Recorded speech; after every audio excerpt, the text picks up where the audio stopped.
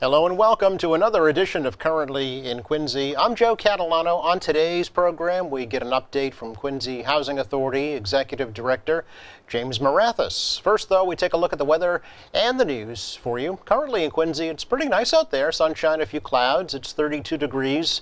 Right now, this is kind of the calm before the storm. Highs today in the low to mid 30s. The snow will arrive tonight. It'll be late, 10, 11, maybe even midnight. Starts out slow, but then picks up in intensity. And looks like a snowy day for most of the day tomorrow. Could accumulate anywhere from 2 to 4 inches by tomorrow evening, but it could end as some mixed precipitation as temperatures tomorrow climb into the upper 30s. Looks like a mild day here for the first day of March on Wednesday with some nighttime showers. Highs Wednesday in the mid 40s, and then look at Thursday. It'll rain, but it'll be mild. Highs Thursday in the low 50s. Again, partly sunny, 32 degrees in Quincy right now. Checking the news for you today, a proposal for a 5-story, 46-unit residential building in West Quincy has been continued again. The Zoning Board of Appeals last week voted to postpone the hearing on a plan for that new development at the intersection of Furnace Brook Parkway and Copeland Street until March 7th. Attorney Robert Fleming, representing developer Robert Beniers, said he wants a full board present before that hearing is held. Thank you, Mr. Chairman, members of the board. It's come to our attention that the board is short a member this evening, and Mr. Radell was not able to attend. In my client's best interest, we are requesting a continuance of this matter to the next hearing date, which is March 7th. Hopefully there's not too many people here that were for this particular matter. I just want to thank Councilor Devine. He was very helpful in notifying a lot of people so they wouldn't appear tonight knowing that it's being continued to March 7th. So thank you to him. Proposal is to demolish the existing homes at that site and put up the new complex with 102 parking spaces. Newly elected Ward 4 Councilor James Devine has said he feels the project is too large for that neighborhood.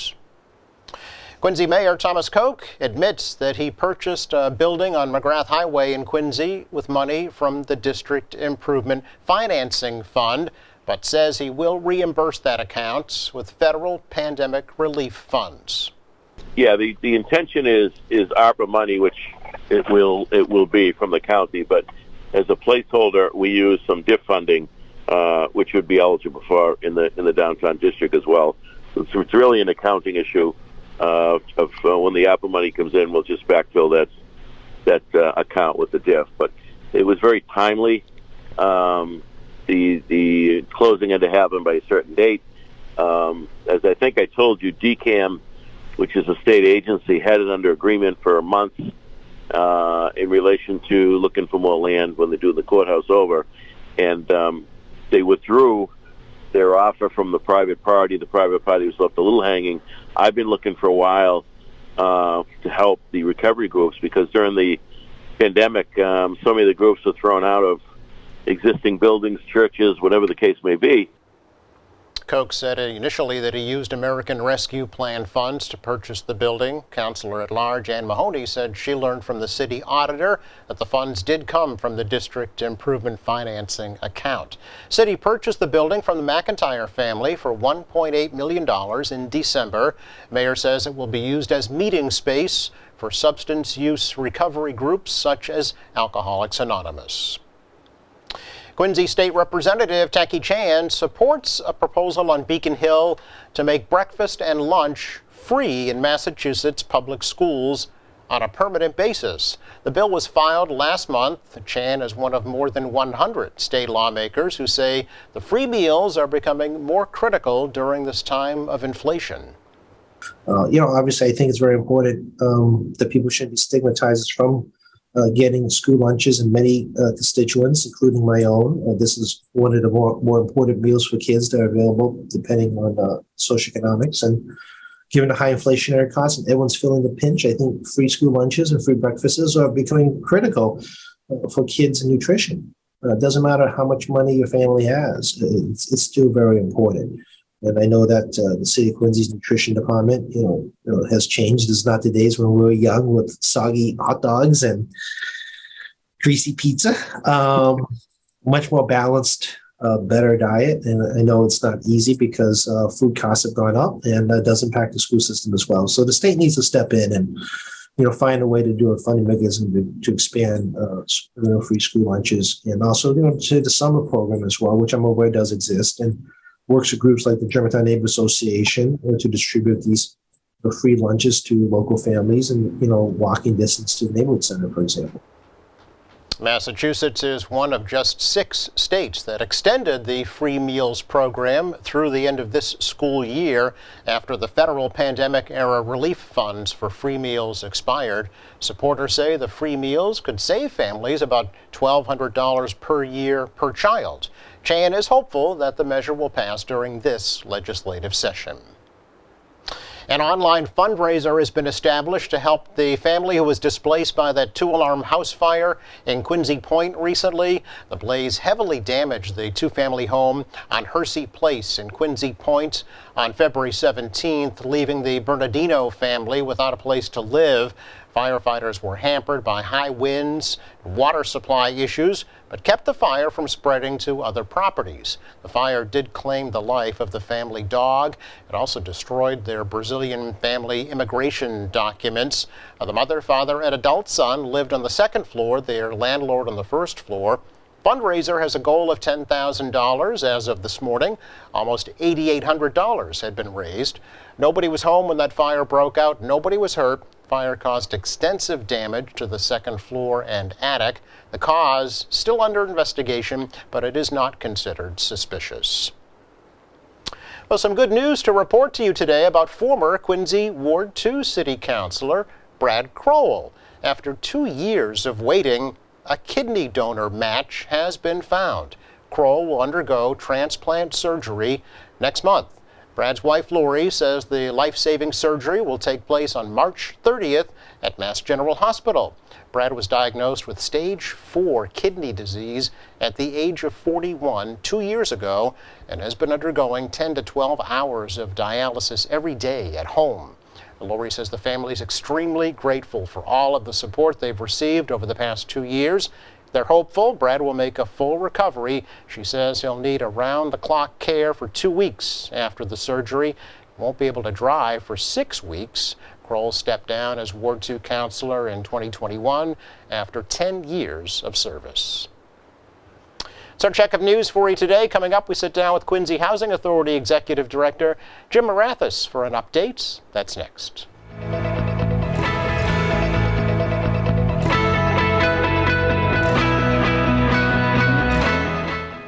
Welcome back. Time to check back in with Quincy Housing Authority Executive Director Jim Marathis for an update on what's happening, and it is a lot. So Jim is here to tell us all about it. Good to see you. Good to see you. Thank you for having me back again. No, it's our pleasure. Absolutely. Happy New Year, I guess we should start out with, exactly. Right? Still, sort of, kind of. Exactly. It's been a little bit, I think, last summer since you were here. So. Yeah, probably around COVID. Yes, so a lot has happened between now and then. It has. Speaking of, why don't we start there? Sure. Are there still COVID-era restrictions in place at housing authority properties? We're recommending that people wear masks. We're still distributing out masks and still distributing test kits, but overall I think things have quieted down quite a bit. That's good. Group gatherings back in person now? Yes, the community rooms are open. Community rooms are open? Yes. Meal rooms are open? Yes. Okay. Yep, they're doing the meal programs. Sure. I remember last time we talked, the Quincy Housing Authority was in the process of looking to purchase some of your properties. Yes, so we've set up a nonprofit organization, Quincy Development Corp. Yes. And Quincy Development Corp is going to be buying from HUD the federal public housing buildings. So that will be O'Brien Towers, Pagnano Towers as phase 1, and then phase 2 will be Drone Apartments in Riverview. And Quincy Development Corp will take ownership of the property, and then the folks that live in those buildings will get Section 8 vouchers. Those will be Section 8 vouchers that will be project-based.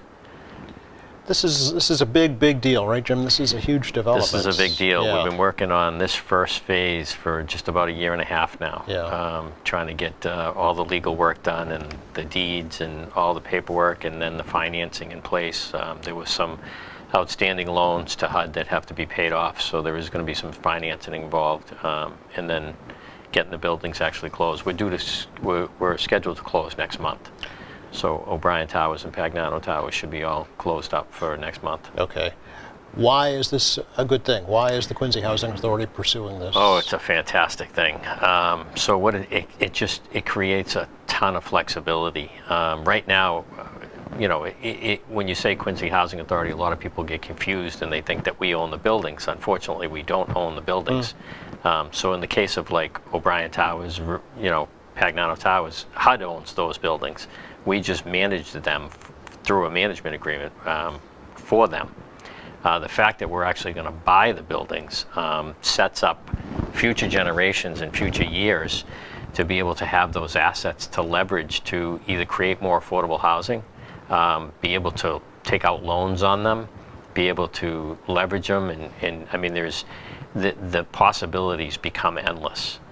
So it creates a ton of flexibility financially for the future of Quincy Development Corp. But plus they get funded now at a higher level than they do as federal public housing.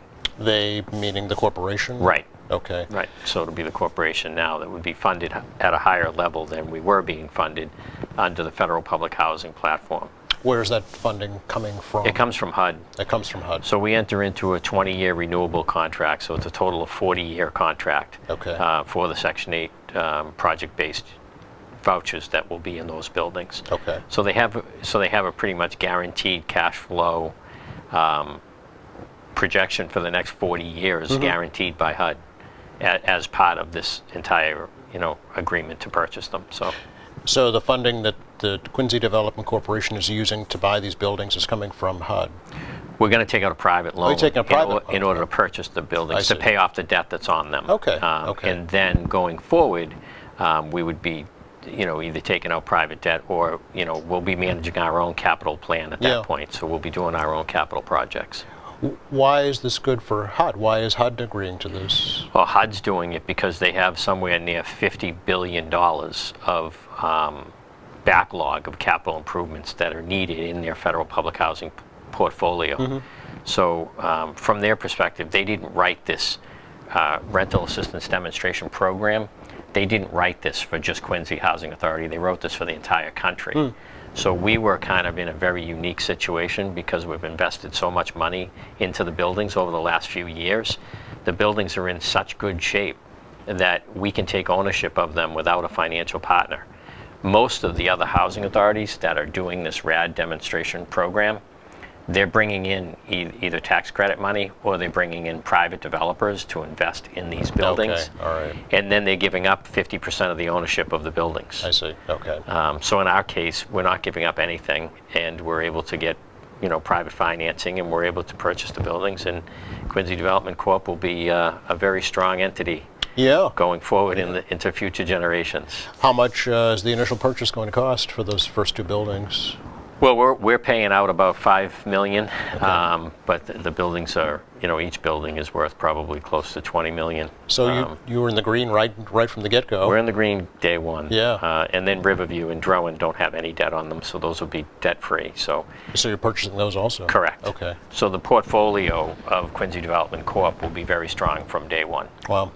The corporation itself, who will it consist of, Jim? Who will be on the corporation? Is there a board and a... So the way that we've designed the board is the board will mirror the current board of the Quincy Housing Authority. Okay. So the two boards will be the same. There'll just be an extra meeting a month that we'll have to attend for that board meeting. Okay. Yeah. Interesting. Any other purchases down the road that the corporation is looking at? We do hope to develop some property in the future for more affordable housing, yes. Okay. Because there's a need, right? There is a tremendous need. There's a huge need, yeah. The need greatly is much greater than the supply right now. Yeah, last time I checked, I think we had about 23,000 people on our list. I was just going to ask, how many years is the waiting list now? Yeah, exactly. Right. Well, it's a different waiting list now. So the state side, they have a statewide waiting list called CHAMP. So that's managed throughout the entire state. Yeah. On the federal side, it'll really be by building now, because we'll come out of, right now we're on the Section 8 waiting list, and that's another statewide site. Yep.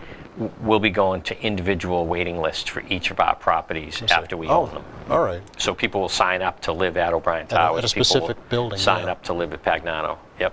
Okay. Will that free up, do you think, more housing in the long term? I don't think it's going to free up Yeah. any housing. I don't think we're not creating any more units by doing this right away. But what it will do is allow us to set different priorities and different preferences for the people that we house in the buildings. Okay. What changes will tenants see once the development corporation purchases the property? Just a higher level of service, really. We anticipate that with greater funding, we'll be able to continue to do improvements in the property and continue to enhance their lives by providing them a nicer place to live with better amenities.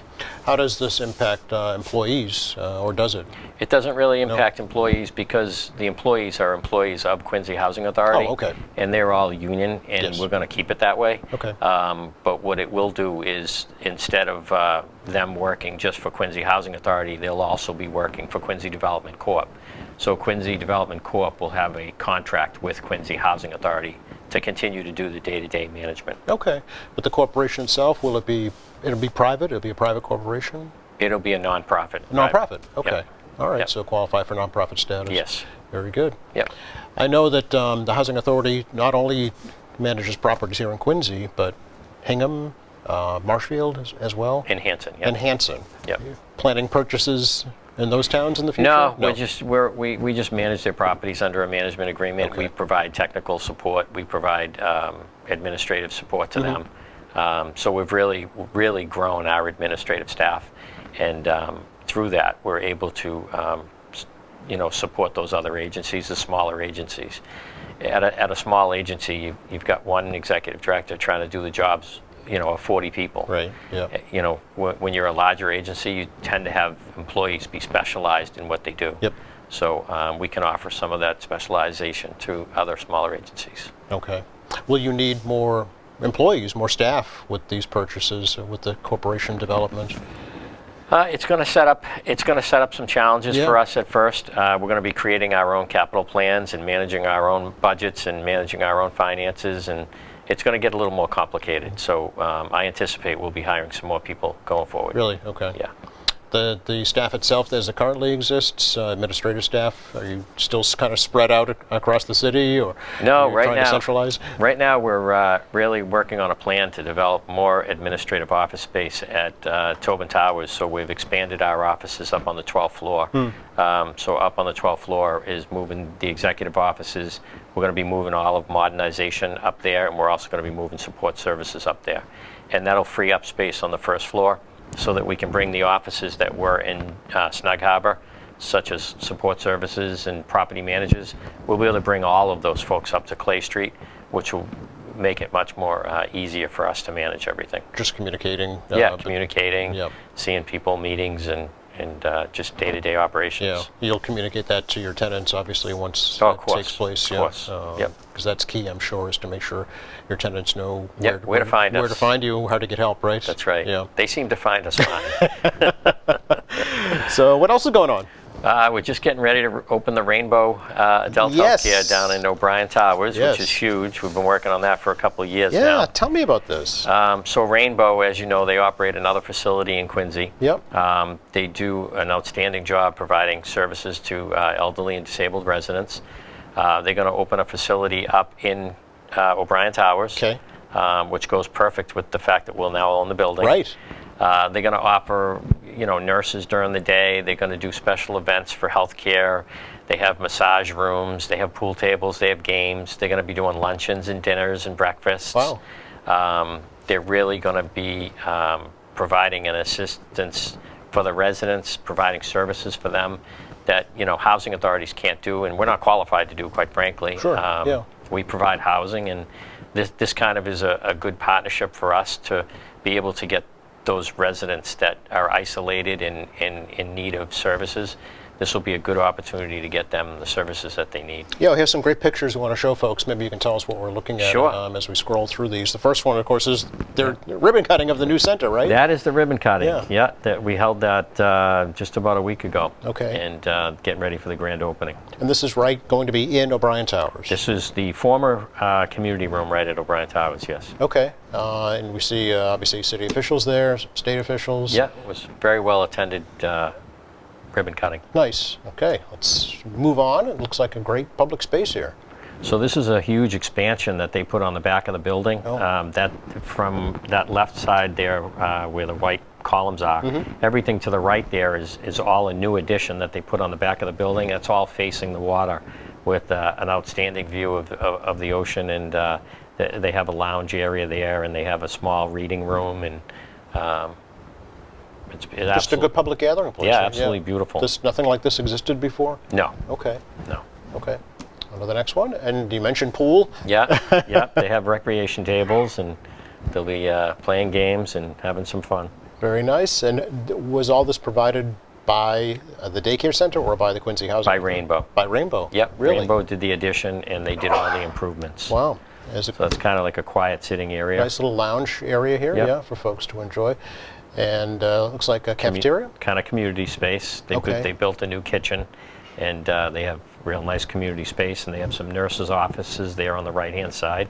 That's their new kitchen Super. as they're getting ready for operation. So there will be a full-time nurse on duty? They will be, yeah. Really? There'll be nurses in and out, and they'll be seeing patients and giving them, immediate medical care. And Yeah. Yeah, we're really looking forward to this. Is this a unique offering in public housing, Jim? It's not common. Okay. I don't know of a lot of housing authorities that have done it. I have reached out. There has been a couple. They've been very successful. I'm hoping this works out well for the residents. They are going to be providing transportation also. They're going to be providing buses that are going to pick up at all of our buildings. I was just going to ask, And, folks in the other buildings are getting jealous looking at those pictures. Can they use it too? They can. They can't get jealous. We're making improvements in all of the buildings. Okay. But we are going to be providing transportation for them if they do want to go to the program. So they would be picked up daily at the buildings. Really? Okay. Yeah. That's huge. Yep. As you know, transportation in general for older folks is major. It's Yeah. a major quality of life issue. We added a bus during COVID. Yes. So we bought the Quincy Housing Authority shuttle bus. Yep. And I thought that it was going to be a one and done thing. I thought we were going to use it during COVID and people were going to kind of wean away from it. And that thing is full every day. I believe it. We pick up the residents. We do a different building every day. We bring them to the supermarket. We bring them to the pharmacy. We stop at stores and shops that they want to. And honestly, it goes twice a day, and it's full both times every day. And I don't see that we're going to be able to stop it anytime soon. Right. Yeah. They really enjoy it. Speaking of transportation, Yes. starting on March 6th, Yes. we have received a grant from Mass Development. The Quincy Housing Authority has received a grant for $140,000. And we are going to be offering any resident of Quincy Housing Authority free taxi rides anywhere within 15 miles, back and forth transportation, and it will be 100% paid for by the Quincy Housing Authority through this grant. Wow. So what this is going to be able to do is really allow people that have been isolated during COVID to get out and to go visit folks that maybe they weren't able to visit, or to go shopping, or to just get out, go Yep. to an event, go to a movie. 15 miles right into downtown Boston, no problem. Sure, Sure. sure. Go in town, catch a show, Yeah. get a movie, or do something just to promote folks interacting with each other again. And as we know, social services have taken a huge hit during COVID, and just being able to give these folks, an opportunity to socialize again. Yeah. How will they access that service, Jim? So today they're Yeah. getting a flyer distributed to their home. Oh, we have breaking news. Okay. Breaking news. Yeah. This is breaking news. This is great. Right off press. Yeah. So they'll be getting a flyer distributed to their homes today, which will give them phone numbers to call Okay. for the taxis that we've contracted with. They'll call. They'll give their unit number. They'll give their name, and then they'll ask for the taxi to take them where they want to go. And once a week, the taxi cab companies will send the bills to the Quincy Housing Authority. We'll pay it and keep going until we run out of money. I was just going to say it's not in perpetuity. Right. It's until the grant is. Yeah, we don't expired. have an end date. Yeah. We're going to see how quickly we use up the Right. money and how quickly the funds are gone, and then hopefully, who knows, maybe we'll get it renewed. Yeah, exactly. Hopefully before it expires, right? Yeah. Have you had any contact with the new the Healy Driscoll administration? Does that change your relationship at all with the Housing Authority? What is it? The new state administration, the new governor? No, Lieutenant governor? no, we haven't Okay. had any communication. Most of that communication would happen between DHCD and them, and then kind of trickles down to us. Gotcha. Okay. Are you anticipating any changes in the I state don't level? think so. Yeah. I mean, I think the housing reform bill that was passed several years ago really, it's been the focus of the administration to roll out all of that. There was a lot involved in that housing reform bill, and they're still rolling that stuff out. So, Yeah. as we know, government doesn't work so quickly. Yeah, it's at its own pace. That's right. Yeah. Anything else we should let folks know about right now? No, I think that's it. Yeah, a lot going on. That's enough, right? We got a lot going on. We do have a lot going on. Will there be kind of a public announcement once you purchase your first two properties? There will be. Okay. Yeah, we'll do a public announcement after the closing happens. Yep. And All right, we'll have to have you back by then. hopefully have a nice little luncheon for the staff that have worked so hard on this. I'm sure, yeah. It's been a lot of work. Thanks a lot, Jim. Really appreciate it. All Good right, talk nice to see you again. Likewise. Please come back. Take care. And just enough time to check the forecast for you for the rest of the day today. Sunshine and clouds with temperatures in the mid-30s this afternoon. The snow holds off till late tonight, definitely around 10, 11 o'clock it'll start. Continue overnight and into the day tomorrow. 2 to 4 inches is what the forecast is for right now before it changes over to a mix on Tuesday night. Wednesday, we're looking at some showers in the evening, but it'll be mild and even warmer on Thursday with some rain. Highs in the low 50s. Thanks again to Jim Marathas for joining us from the Quincy Housing Authority. Anytime. Thanks to our crew. Thank you for watching. Friday here on the show, we're learning about a program called Miss Quincy Petite 2023. She'll be here in studio. Don't forget, check our website anytime. It's qatv.org. Our latest programs are there. There's news and information, video on demand, live streaming, and a whole lot more. For all of us here at QATV, I'm Joe Catalano. Have a great week.